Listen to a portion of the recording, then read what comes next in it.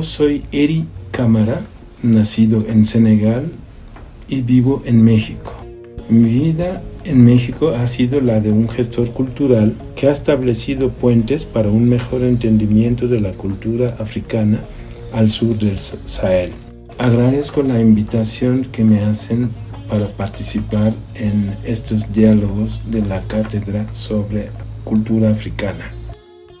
Esta conversación tiene como objetivo compartirles una experiencia personal derivada de un intercambio cultural que se dio durante los años 70 entre México y Senegal.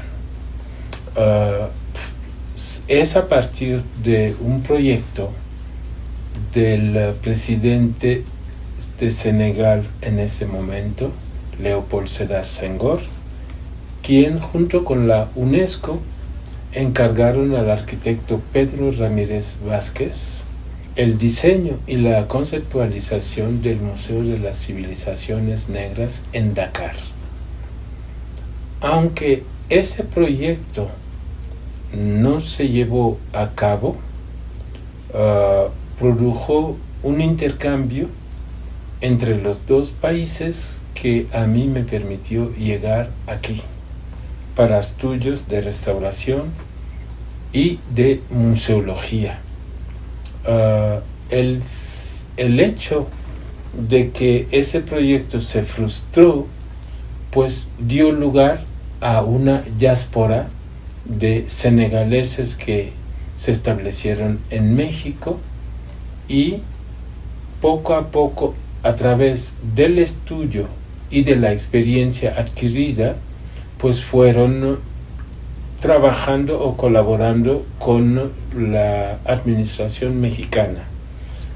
Debo decir que aunque el proyecto original conceptualizado por Ramírez Vázquez y Léopold Sédar Senghor no se llevó a cabo, el tercer presidente, el señor Abdoulaye Wade, colaboró con los chinos para edificar un museo que no comparte la visión que tenía Senghor en cuanto a lo que es lo cultural.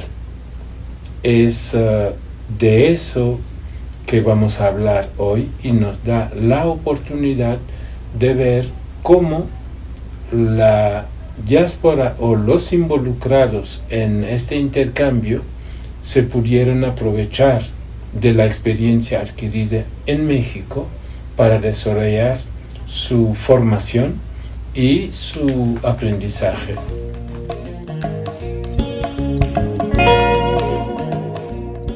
El 19 de septiembre de 1975 llegamos un grupo de 25 estudiantes senegaleses para estudiar arquitectura, ingeniería civil, restauración, museología y literatura, pero como había algunos de nosotros que no hablaban español, pues procedimos a inscribirnos en los cursos intensivos de la Universidad Autónoma Metropolitana, la unidad de Azcapotzalco, para estudiar en 2 meses y medio la lengua española que nos permitiría más adelante tomar los cursos de formación profesional que nos habían traído aquí. En este sentido, pues la experiencia fue muy rica porque por un lado aprendíamos nuevas realidades, nos enterábamos de ciertos aspectos de México que no conocíamos desde nuestro país de origen y nos dábamos cuenta también que en México se divulgaba ciertos estereotipos de África que nosotros obviamente no nos reconocíamos en ellos ni lo compartíamos. Escenas de películas, también como la noticia en la televisión sobre ciertos dictadores de África Central que no correspondían sus realidades con las de África al sur del Sahara, y así fuimos dándonos cuenta de que a pesar de que México hospedó los Juegos Olímpicos de 1968, pues había una idea de África que no era suficiente para entender la complejidad que lo constituía. En este sentido, nos nació la inquietud de escribir al presidente de Senegal, pedirle un apoyo para organizar una semana cultural en las instalaciones de la Universidad Metropolitana, para que realmente pudiéramos compartir a nuestros colegas, estudiantes y también público en general lo que era la riqueza cultural de nuestro país. Afortunadamente, el presidente nos apoyó dándonos un boleto de avión para regresar a Senegal, dirigirnos a las instituciones culturales que nos facilitaron todos los objetos, documentos y, digamos, elementos de promoción de la cultura que pudimos hacer en la universidad. Además de ello, la Embajada de Senegal, ubicada en Washington, trajo de los Estados Unidos 2 grandes músicos tamborileros muy conocidos en el mundo para que nos acompañaran durante esta semana cultural con obras de teatro y también coreografías dancísticas que se pudieron llevar en el auditorio de la universidad. A la misma universidad, que obviamente el rector era el arquitecto Pedro Ramírez Vázquez, pues nos apoyó en la divulgación de este evento en los medios masivos como la televisión, la prensa escrita, y así se dio a conocer la presencia del grupo de los estudiantes senegaleses en México. Además de ello, llegó el Ballet Nacional de Senegal, que se presentaba en el Auditorio Nacional y complementó con visitas de los miembros del ballet a la Universidad Metropolitana como a la Universidad Anáhuac, para que realmente se pudiera propagar esa presencia cultural de mi país en México. Para nosotros también la estancia en México fue una oportunidad de descubrimiento de la presencia africana en esta tierra. Nos dimos cuenta que desde la época virreinal la introducción de los esclavos africanos trajo aquí población de los Wolof, los Fulani, los Mandingos, los Serer. África es un continente muy vasto y heterogéneo. Debemos tomar en cuenta que en ese espacio crecieron y se desarrollaron culturas muy distintas, influidos por la zona geográfica que habitan y también por todas las influencias que reciben entre ellos. Hacia 1442, los navegantes portugueses establecen la primera factoría esclavista en África. Con ella comienza el tráfico negrero hacia América, que no cesará hasta fines del siglo XIX. La mayoría de los esclavos africanos que llegan a México son adquiridos en una zona de la costa occidental del continente africano, comprendida entre el río Senegal y el río Kwanza. En el siglo XVI, los esclavos proceden principalmente de Cabo Verde, y en el siglo XVII del Congo y de Angola. Los traficantes obtienen de distintas maneras sus cargamentos de esclavos. El más arduo y brutal consiste en asaltar pequeñas tribus de la costa, capturar hombres y mujeres jóvenes y trasladarlos a los navíos. Y otra era ponerse en contacto con algunos jefes y decirles las recompensas que podían obtener al entregar esclavos. Entonces, dentro de algunos grupos étnicos se desarrolló esa actividad de ir a la búsqueda de esclavos, de quemar pueblos y ir recuperando su gente, o esperar que se movilicen los hombres hacia sus campos o hacia alguna expedición.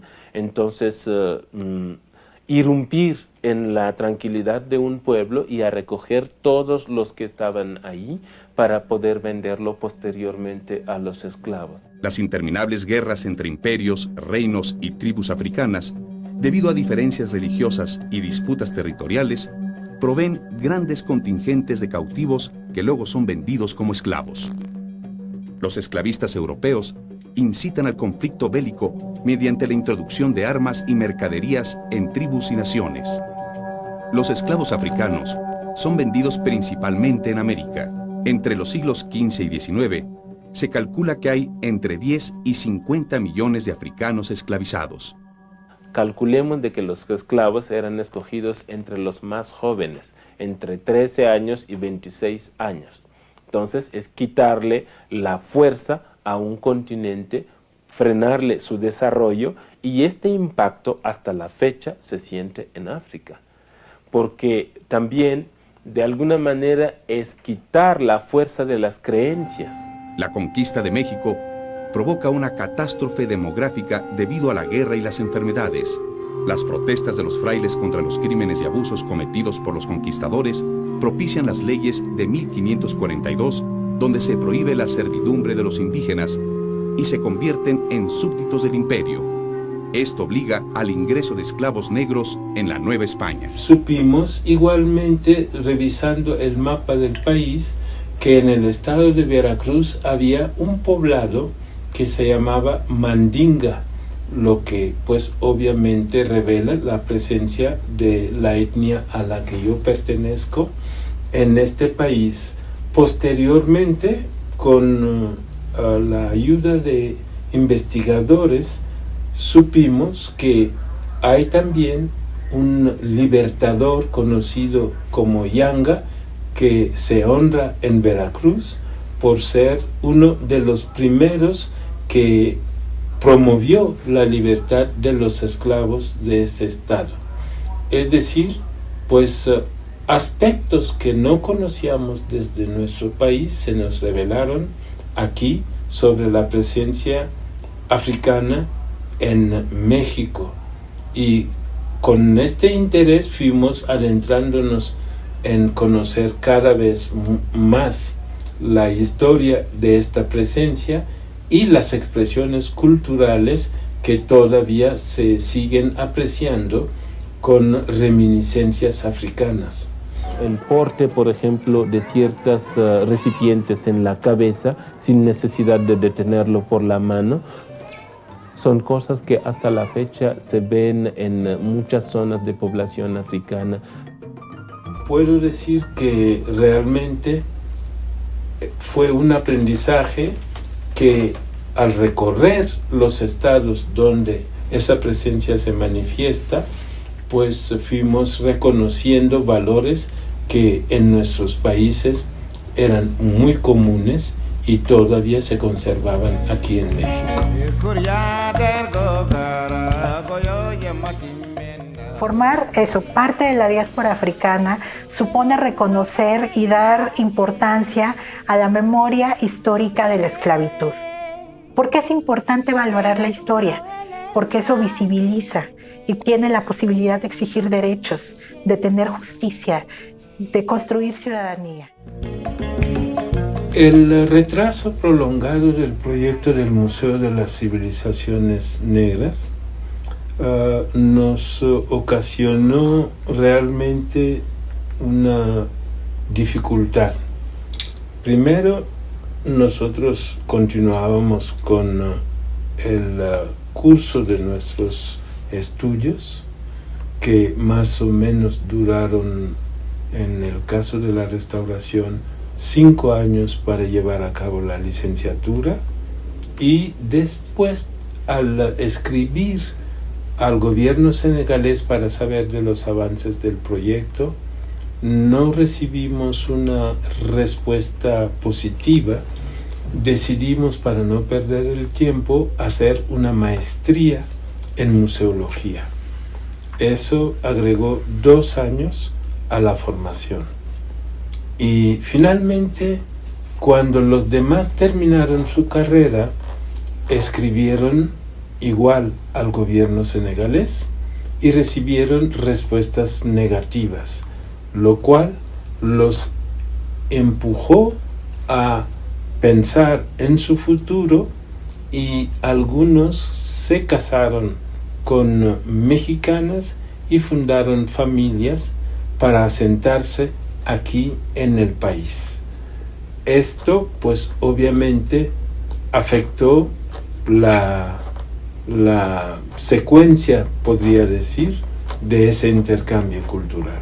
Muchos se quedaron en México y a mí me tocó afortunadamente tener mucho éxito en mi formación, lo cual me procuró una invitación del gobierno mexicano de parte del Instituto Nacional de Antropología e Historia, participar en un proyecto de remodelación del Museo Nacional del Virreinato en Tepotzotlán, al norte de la ciudad, de la capital.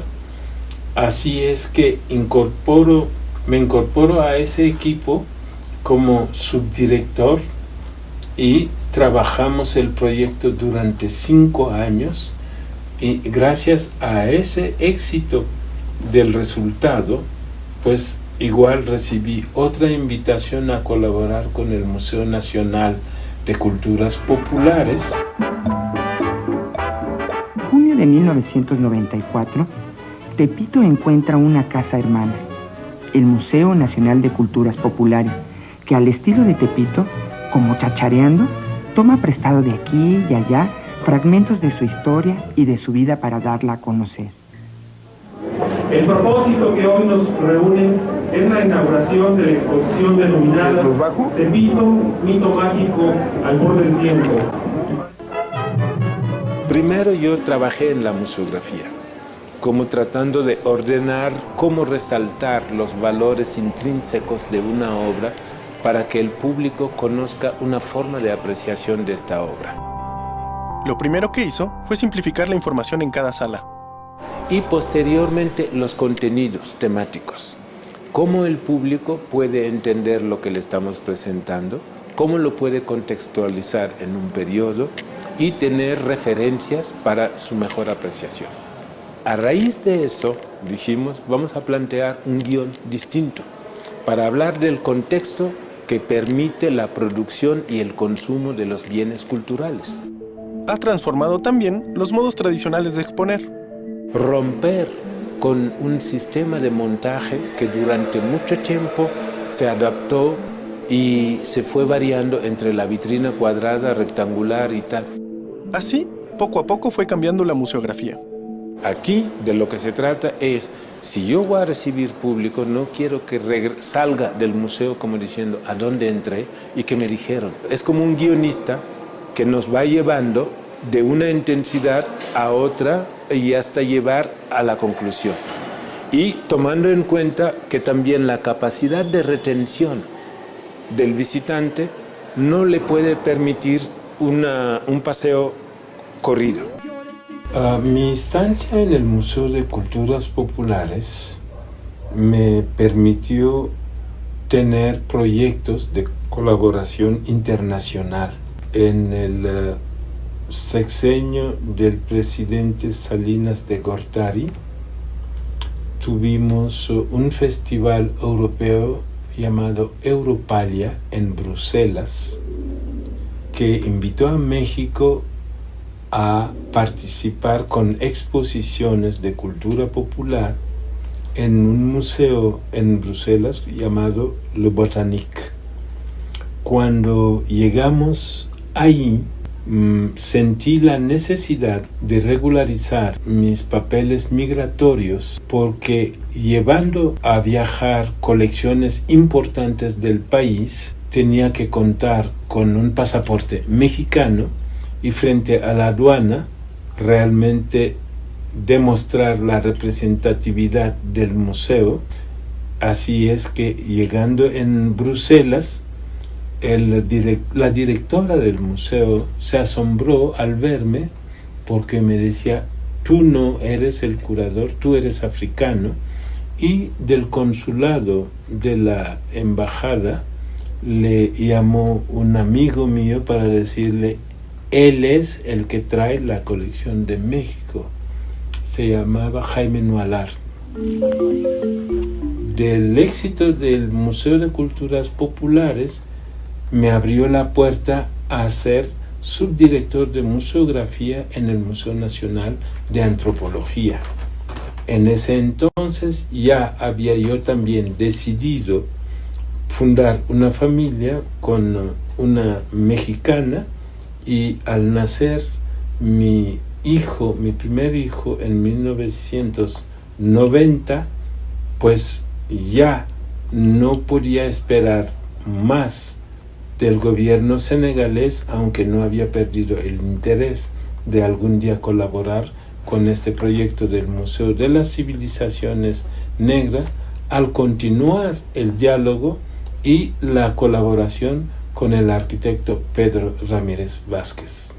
Ingresé en 1993 al museo como subdirector de museografía, noticia que le agradó mucho al arquitecto Pedro Ramírez Vázquez, quien me dio cita en el recinto para hacerme una visita guiada sobre los aspectos técnicos que había que atender. Finalmente, también cuando ingresé al Museo de Antropología, para poder hacer la primera exposición que me tocó dirigir, que es el Oro de Colombia, pues tenía que viajar a Colombia a conocer el Museo del Oro y realmente apreciar qué significa el oro, este metal sagrado, para las etnias colombianas que todavía gozaban del privilegio de venir a pedir préstamo de ciertas piezas al museo para la realización de sus rituales,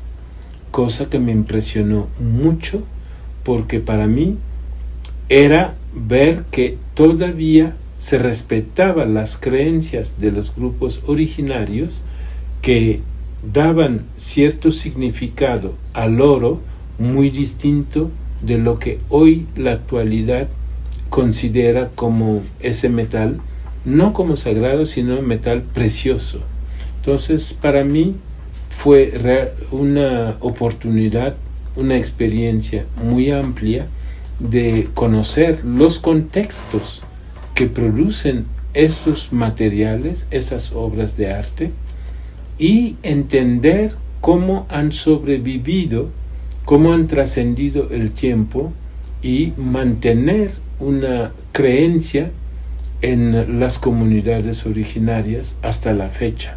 Y esto había que transmitirlo al pueblo mexicano. Y en el Museo de Antropología se dio esta oportunidad. También me tocó colaborar con el British Museum para traer la exposición de los tesoros de los asirios.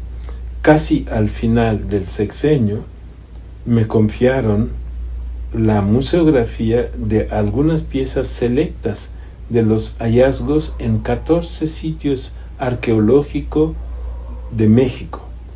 Además, me tocó diseñar el pequeño museo de sitio de Xochitecac en Tlaxcala. Fue una gran experiencia llena de aprendizaje y marcó mucho mi formación. A final de 95 tuve que renunciar a mi puesto para atender varias ofertas de trabajo. Ya había sido invitado en la Universidad Iberoamericana para enseñar en la licenciatura en Historia del Arte, el arte africano y la maestría en museología. La introducción a ese tema, la teoría y la crítica de sus diversas corrientes se sumaron para la experiencia de mis estudiantes. Enseñé durante 15 años en esta universidad Y en la Pinacoteca Virreinal me tocó atender a profesionales de museos que no habían tenido una formación rigurosa. Con el tiempo y el éxito de los resultados, continuaron las invitaciones y esta vez fue el centro cultural conocido como Casa Lam, donde enseñé durante 14 años. Mi experiencia se enriqueció mucho porque tuve la oportunidad de combinar teoría y práctica en los museos en los que había trabajado.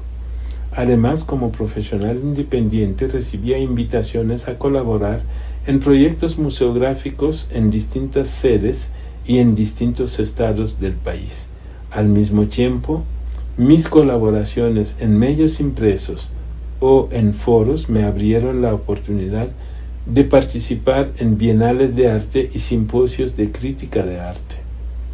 De la Bienal de La Habana al de Johannesburgo, de los foros de arte contemporáneo de Guadalajara a las invitaciones a los encuentros artísticos como la Documenta Yes de Kassel en Alemania, impactaron en mi dedicación de investigar, documentar y actualizar continuamente mis conocimientos sobre el arte de mi continente y de otras latitudes para entender la complejidad de su divulgación, su circulación, su documentación y su consumo. Esta experiencia tan dinámica enriqueció mucho mi carrera y la de mis estudiantes, con quienes siempre compartía lo que sumaba de cada encuentro. Es así que cuando Harald Seemann visitó México en los preparativos de la Bienal de Venecia de 2001, nos conocimos y me invitó a colaborar en el jurado del que resulté presidente. Este contacto con el mundo del arte a nivel internacional influyó en el interés que compartí con colegas mexicanos para formar un patronato de arte contemporáneo, una asociación civil cuyas actividades apoyaran la promoción del arte contemporáneo mediante foros como el CITAC, Simposio Internacional de Teoría sobre el Arte Contemporáneo. Me tocó organizar las 2 primeras ediciones, aprovechando la oportunidad que tuve de contar con la amistad de críticos, artistas, activistas y teóricos del arte que había conocido en Venecia. El CITAC ya pronto cumplirá 24 años. Yo agradecer a los organizadores y a los patrocinadores de CITAC, en especial a Erika Mara por haberme invitado a venir desde Taipei. Es un vuelo muy largo. Tengo la sensación de que de alguna forma CITAC sí ayudó a que estableció el arte contemporáneo como término, si no me equivoco. Sí, yo siento que lo consolidó a nivel de la comunidad. Le dio una plataforma de reflexión, por un lado, y también para muchas una oportunidad de tener sus propias iniciativas, porque coincidió en una época en que también colectivos o individuos empezaron a crear espacios de exposición o espacios de trabajo como alternativas a lo que el Estado ya no podía dar, o aun si lo podía, pues no era manifiesto. Fue una red de contribuciones que nos enriqueció a todos y mucho. Ahora me gustaría también a lo mejor que nos contaras un poco sobre las temáticas, ¿no? La temática que propusiste, si esos temas consideras que siguen vigentes. Realmente aprendimos mucho a través del CITAC. Diría que los temas abordados, tanto arte y ciudad, referido al arte público, pues todavía son temas muy vigentes que estamos viendo en distintas producciones. Una ciudad es un proceso. Un proceso continuo. Yo pienso, para mí una ciudad es un milagro. Veo la ciudad como una demanda del arte que aborda la naturaleza de nuestros tiempos. Se vislumbra la ciudad como extensión del campo de experimentación y del hermetismo del arte contemporáneo, o bien campo propicio para reflexionar sobre aspectos de la realidad en voz alta, digamos, y descubrir nuevas vías de compromiso. En ese sentido, creo que CITAC fue un aporte importante que ha abierto la puerta a las distintas generaciones para que vayan reflexionando sobre el arte que se produce en su momento, cómo ellos pueden documentar este arte, cómo pueden también discutir todos los problemas que van surgiendo en torno a su consumo y también producir un material reflexivo que vaya acompañando estas posibilidades de coleccionismo, esas posibilidades de la investigación y el interés creciente que hay en torno a la expresión artística como motor de la cultura. Después de la Bienal de Venecia y del primer foro del CITAC, mis colaboraciones se extendieron ampliamente en proyectos culturales, debates y participaciones en proyectos museográficos en la Ciudad de México y en Tijuana. Algunas otras actividades de investigación y catalogación de colecciones del sector privado, en las que siempre involucré a algunos de mis estudiantes para enriquecer su experiencia.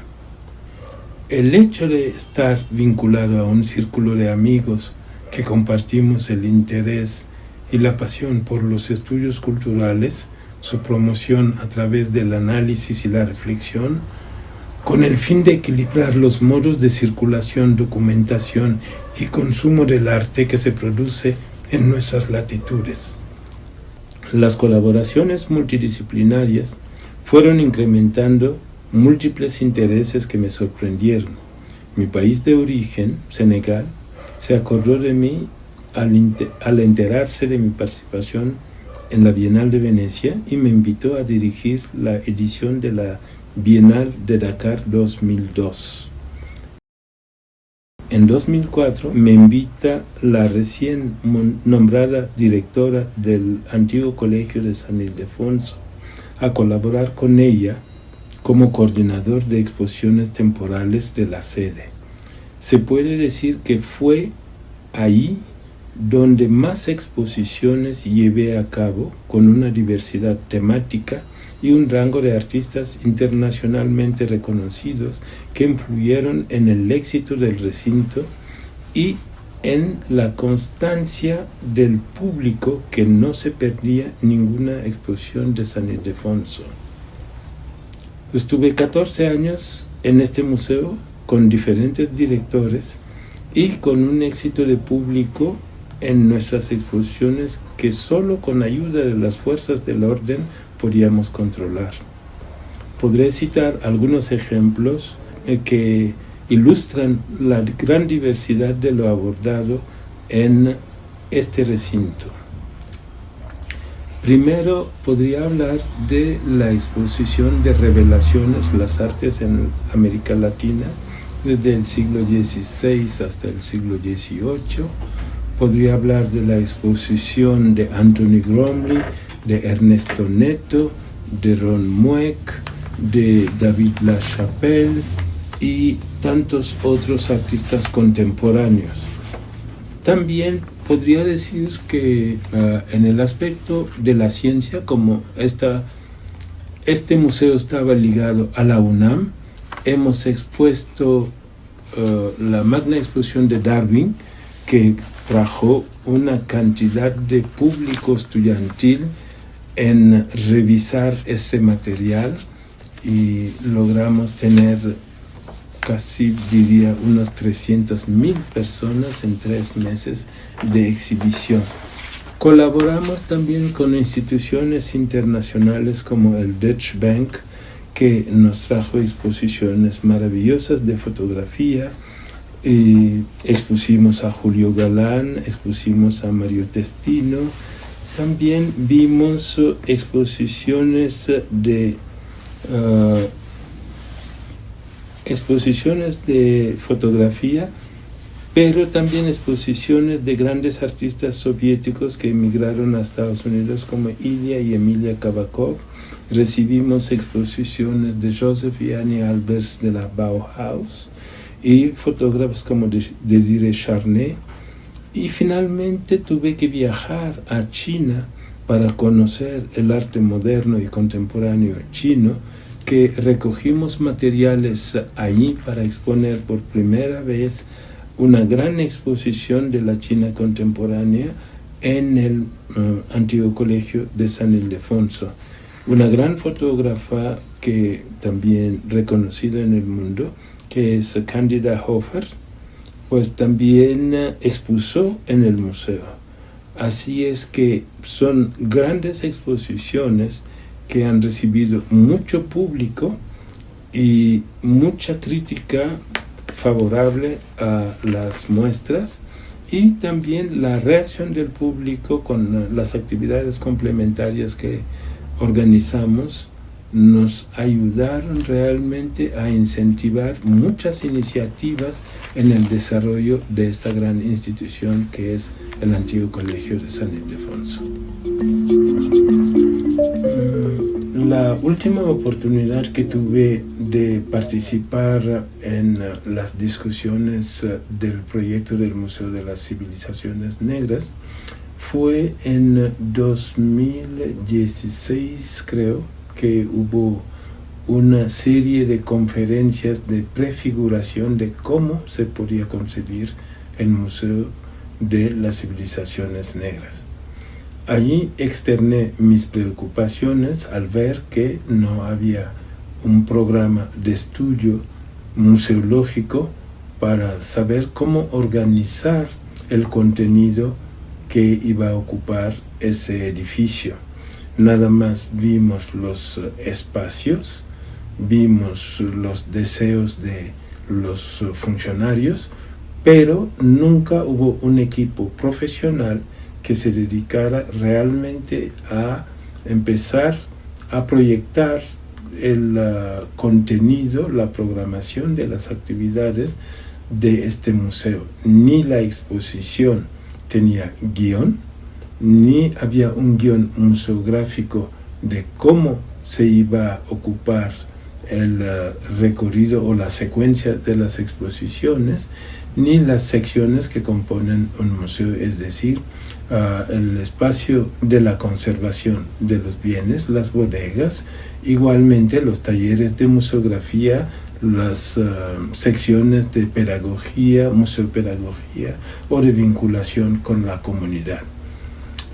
Regresé a México con estas preocupaciones y a mi sorpresa en 2018 se inaugura el museo, pero no se ve la fidelidad al proyecto original, ni se aprecia realmente alguna innovación que diera idea de que el museo está cumpliendo con sus metas. Yo me dediqué a trabajar en el Museo de San Ildefonso, cumpliendo con mi labor de coordinador de exposiciones y a la vez siguiendo mis actividades de participación en el debate sobre la cultura y las artes. Resumiendo, podría decir que todo esto que les he comentado muestra las dificultades que instituciones culturales de esta naturaleza enfrentan ante funcionarios que no tienen la formación ni la curiosidad o el interés de poder investigar y orientar la consecución de esos proyectos para beneficio de los países correspondientes. En Senegal, hasta la fecha, no he visto un museo que sea referencia internacional en cuanto a su capacidad o sus posibilidades de externar a cualquier visitante lo que es la esencia de la civilización senegalesa y menos la civilización africana, que es mucho más amplia y mucho más diversa. Por eso, pues todavía sigo con la esperanza de que ojalá algún día haya una escuela local de formación, tanto de restauradores, de museógrafos, de museólogos, gente que se dedique realmente a poder promover la cultura de manera masiva en la población senegalesa o africana en general, para que nuestros museos sean referencia dentro de este campo. Creo que es muy importante dar relevancia a nuestra propia cultura antes de caer en la seducción de otras sin entender cuál es realmente nuestra cultura. En 2020, después de la pandemia, o diría casi en plena pandemia, pues me invitó Paloma Porras de nuevo a colaborar con ella en un proyecto privado que tomaba nacimiento en lo que era el antiguo Hotel de Cortés. Este museo, hoy día conocido como el Museo Calús, es de una colección privada cuyo dueño remodeló el edificio de origen agustino y lo convirtió en un museo para las obras que ha coleccionado, básicamente arte mexicano, arte del exilio español y algunos viajeros que en el siglo XIX conocieron México. Hoy casi son 5 años de existencia de este museo, en donde he colaborado como curador y también como coordinador de conservación. Toda esta actividad en los museos me ha reducido otra que era la del artista pintor, que es lo que estudié antes de salir de Senegal, y las exposiciones que he tenido en México se han ido disminuyendo poco a poco, pero no me ha impedido continuar a pintar en mi taller.